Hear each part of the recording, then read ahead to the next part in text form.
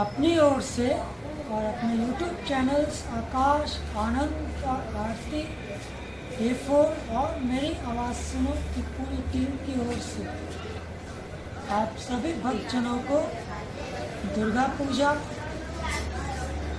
विजयदशमी, दशहरा और उजाले के महापर्व दीपावली की हार्दिक शुभकामनाएं देता हूँ। माता रानी अपना शुभ आशीष हमेशा हम सबको इसी प्रकार बनाए रखे। जय माता दी।